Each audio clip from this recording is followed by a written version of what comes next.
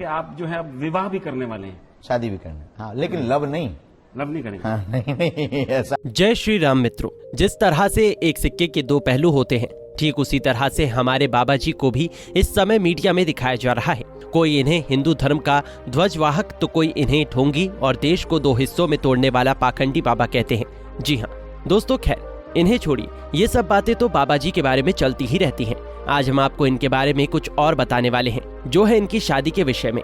आज हम आपको बताएंगे, क्या धीरेन्द्र शास्त्री वाकई में शादी करने वाले हैं? किससे इनकी शादी होगी? क्या इनकी किसी से कोई प्रेम प्रसंग चल रहा है? इन्हीं सब चीजों का पर्दाफाश हम आज की इस वीडियो में करने वाले हैं। तो चलिए अब शुरू करते हैं। वीडियो में आगे बढ़ने से पहले अगर आप भी बागेश्वर धाम सरकार के सच्चे भक्त हैं तो वीडियो को लाइक करके चैनल को सब्सक्राइब करना ना भूलें। बागेश्वर धाम सरकार को आज कौन नहीं जानता। बागेश्वर धाम सरकार केवल भारत ही नहीं पूरी दुनिया में फेमस हो चुके हैं। इनका वास्तविक नाम धीरेन्द्र शास्त्री है, लेकिन इन्हें ज्यादातर लोग बागेश्वर धाम सरकार के नाम से ही जानते हैं। इनकी बढ़ती प्रसिद्धि से भयभीत होकर कुछ लोगों ने इन पर ढोंगी होने के आरोप भी लगाए हैं। देखिए, बागेश्वर धाम सरकार एक प्रसिद्ध कथावाचक हैं। इन पर लगने वाले आरोपों की शुरुआत भी इनके कथावाचन से ही जुड़ी हुई है। बाबा जी कथावाचन के लिए ही महाराष्ट्र गए हुए थे।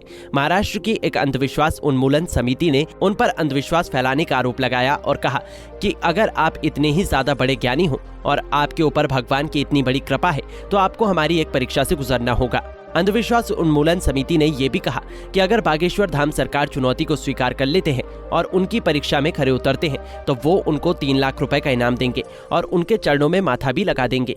लेकिन उनकी ये चुनौती 13 जनवरी को होनी थी, लेकिन बालाजी धाम सरकार 11 जनवरी को ही महाराष्ट्र से चले गए।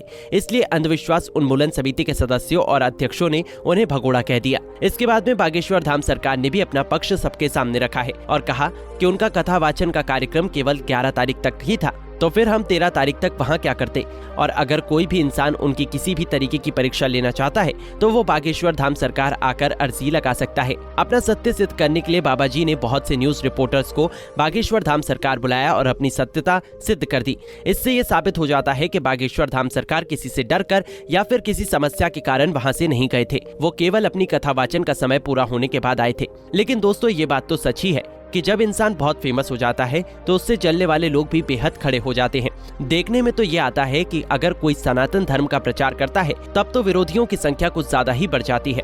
ऐसा ही कुछ बागेश्वर धाम सरकार के साथ भी हो रहा है। बागेश्वर धाम सरकार का विरोध करने वालों में बहुत सारे लोग तो सनातन धर्म के ही हैं और उससे भी ज्यादा लोग दूसरे धर्मों के हैं, जो हमेशा ही सनातन धर्म को नीचा दिखाना चाहते हैं। क्या बागेश्वर धाम सरकार वास्तव में चमत्कारिक है या फिर कोई ढोंग करते हैं? चलो फिर आपके इस सवाल का जवाब भी हम आपको दे देते हैं। बागेश्वर धाम सरकार कभी नहीं कहते कि उनके पास कोई चमत्कारी शक्ति है या फिर वो भगवान है। वो अपने आप को बालाजी का एक सेवक मात्र मानते हैं और उनकी सेवा करते हैं। उन्हीं के आशीर्वाद से वे दूसरों के दुख को दूर कर पाते हैं। और दूसरी बात रही ढोंग फैलाने की, बालाजी बागेश्वर धाम कभी भी किसी भी प्रकार का ढोंग नहीं फैलाते हैं।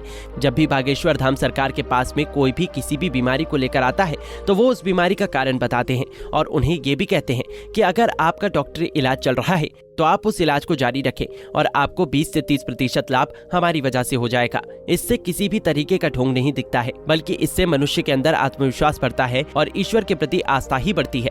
ऐसा नहीं है कि सब लोग बाबा जी से चलते ही हैं। बहुत सारे लोग बाबा जी के प्रशंसक भी हैं, जिनमें बहुत सारे यूट्यूबर भी शामिल हैं। मृदुल मधोक नाम का एक बहुत बड़ा यूट्यूबर है। उसने बाबा की प्रशंसा की है और कहा है कि बाबा जी हिंदू धर्म के ध्वजवाहक हैं और किसी भी तरह का कोई ढोंग नहीं चलाते हैं। मृदुल के अलावा सुहानी शाह ने भी बाबा जी के ऊपर टिप्पणी करते हुए एक खास बात कह डाली। उन्होंने कहा कि बाबा जी के द्वारा किए गए कार्य और लोगों के मन की बात को बताने को कोई चमत्कार नहीं कहा जा सकता। वो एक ट्रिक है जिसे मैजिशियन यूज करते हैं। सुहानी शाह ने बाबा को केवल एक मैजिशियन बताया है। दोस्तों, ये तो थी बाबा जी के बारे में कुछ अहम बातें। अब हम आपको बताने वाले हैं एक ऐसे एवरग्रीन टॉपिक के बारे में जो अक्सर यूट्यूब पर छाया रहता है। वो है बाबा जी की शादी का मुद्दा। बाबा जी से जब शादी के बारे में पूछा गया कि वे शादी कब करेंगे तो वे मजाक मजाक में कह देते हैं कि वे शादी कर लेंगे, लेकिन ये सच नहीं है। बागेश्वर धाम सरकार संन्यास ले चुके हैं और एक सन्यासी कभी शादी नहीं करता। इसलिए जो लोग फैलाते हैं कि बागेश्वर धाम सरकार इस दिन शादी करेंगे, इसके साथ शादी करेंगे, वो सब बिल्कुल झूठ है। बागेश्वर धाम सरकार ने अपने आप को बालाजी के चरणों में सौंप दिया है, इसलिए वे आजीवन ब्रह्मचारी रहने वाले हैं। वैसे दोस्तों, क्या बाबा जी को शादी करनी चाहिए थी? हमें कमेंट करके जरूर बताइएगा। साथ ही वीडियो पसंद आई हो तो इसको लाइक करके हमारे चैनल को सब्सक्राइब करना ना भूलें।